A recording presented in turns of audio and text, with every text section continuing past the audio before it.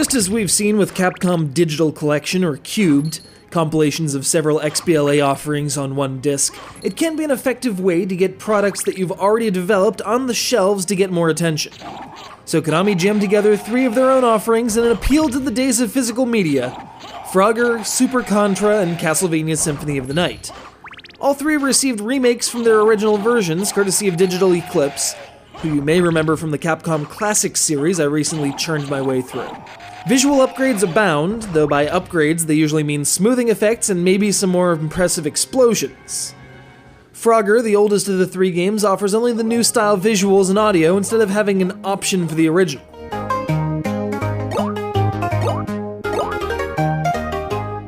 Yep, it's still Frogger.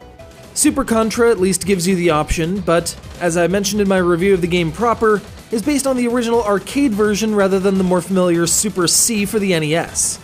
As was typical of the era, there are lots of differences, and it can be tough to approach, especially if you are fairly adept at the home version.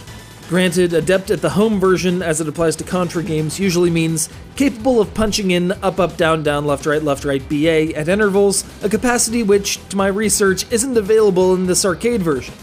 Some sites have this cheat listed, but I was unable to get it to work.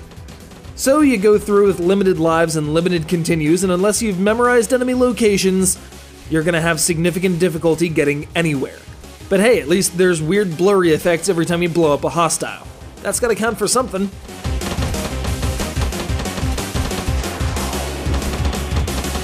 Rather lackluster versions of Super Contra and Frogger aside, Castlevania Symphony of the Night is the real star of this show. Being the most recent of the offerings, it didn't need as much in the way of a tune-up, though the vocal performance is just as laughable as it's always been. I haven't heard the PSP version though, so I'll leave that out of my judgment.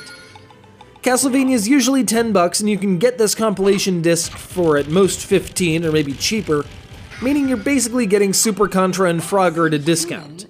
And hey, achievements are achievements. And you'll have Symphony of the Night on physical media, as opposed to potentially losing your hard drive to sunspots or roving bands of maladjusted IT staff waving panel-beating mallets. You can never be too careful after all.